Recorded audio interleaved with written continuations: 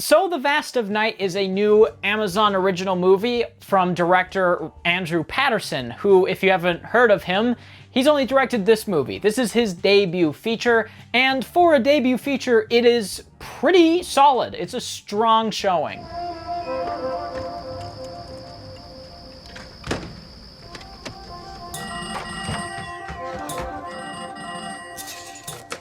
No, please, sorry for the wait. He has a very distinct, strong visual style for this movie, even though he isn't the writer of it. The two other guys wrote it, Craig Zanger and someone else, who have also never written a movie before. This is their first project. And again, for a debut writing project, this is pretty solid. It's nothing particularly special or great, but it is a strong vision for a movie, which is probably the best praise that I can give this movie, is that it feels like it knows what it wants to be, and it seems to do that as best as it can. Even though I don't think it's a great movie, it is a strong showing. Number, please. Hello? Is this way? Large object holding over my land like a tornado. There's a lot of long one takes that just go on forever. There's one like 10-minute long take where the main character, or one of the main characters, the girl, is at this switchboard, and for like 10 minutes straight she's just switching out switchboards, talking to different people, and it's this incredibly long take that just goes on and on and on. And there's other long takes that require a lot of coordinations. There's sweeping cameras in this gymnasium where people are playing basketball and cheering, and the camera's like swirling around and going out windows. It's incredibly impressive stuff. A little flashy, a little bit too overly flashy for this movie, but it's still very impressive, and it's definitely the best part of this movie. Visually, the movie looks great. It's set in the 1950s, so it has that kind of period quality to it with the costumes and with the production design. A lot of the movie just feels older. Like every shot has a lot of grain to it. It looks like it's shot on film, even though I think it's shot on digital and then just made to look like film. But I'm not sure. But the visuals are the best part of the movie. The performances too are pretty good from these actors who I've never seen before.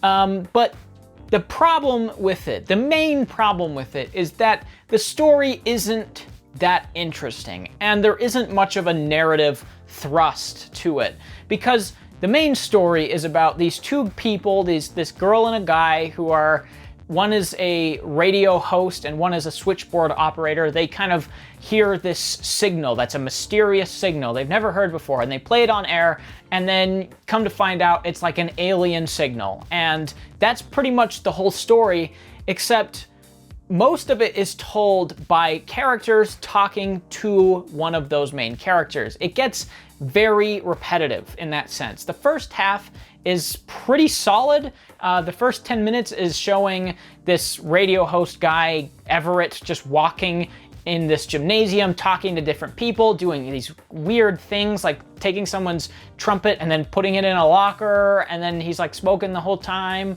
And this girl wants to show him her trombone, and she has like a tape recorder. It's supposed to set the stage, supposed to set the tone of the movie, and I think it does it pretty well, even though it's breakneck to the point where I felt like I was getting nauseous by just how much the characters were just talking and how fast it was cutting. And this is the news for the hour. Now, what would you like to tell us about yourself? I don't know. Cool, aren't you like some big science girl? Tell me about science. But it's a good tone setter, and then they go to their jobs, and that's where the story starts to take off, where the inciting incident happens. And from that point on, it is basically just characters talking to other characters until it ends. And while I do like movies that take that approach, I do like when a movie is just like, let's get these people in a room and talk it out, let's figure a way out of this predicament. The problem is they're not figuring their way out of a predicament, they're not talking anything out, it's just characters telling stories relating to the signal that they've heard, which is not that interesting. You needed something that these characters were either stuck with or trying to uncover, and it doesn't feel like they were trying to uncover it. I mean, from the start, they get this signal, and it's pretty obvious it's like an alien signal. That's what they're going for. And then somebody calls into the radio show called Billy, and he explains he was on a military detail and that he's pretty sure it's aliens. And then there's a car that drives by that's like, we saw a UFO, we're gonna go after it. So it's like, there isn't much that the movie is unraveling, revealing. It's just like characters saying their experiences with this UFO.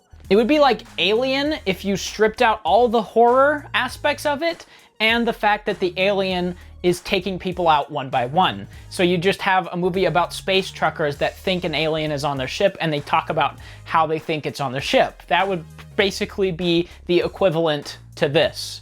It is 7:45 p.m. and we may have something that'll need some explaining here in Santa Fe. Oh, what? There is something in the sky. We followed it from Colt Canyon. I'm Bertie.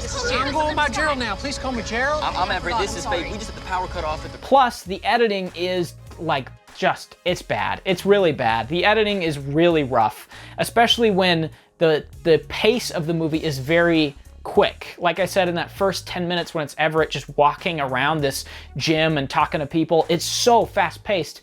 And then you get these really long one takes in the middle of this fast-paced environment that just feel like it's restrictive. There's this really long one take that goes from the switchboard all the way across town, through the gymnasium, across these yards, and into the radio station, and it's like 3 straight minutes of just this one take going into the radio station, and I felt like, okay, the pace is very quick, and yet this one take is taking forever. Why couldn't we just cut to the radio station? That would be a fast-paced way to handle this, but it isn't. And then that one take where girl I'm forgetting name of is doing the switchboard for 10 minutes, that feels like it's slowing the movie down too much. The pacing is rough because the editing, it seems like it doesn't quite know what it wants to do.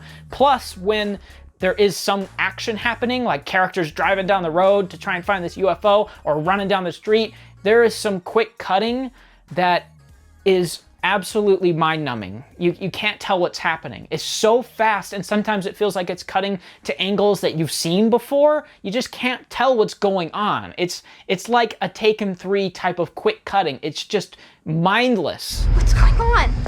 There's something in the sky.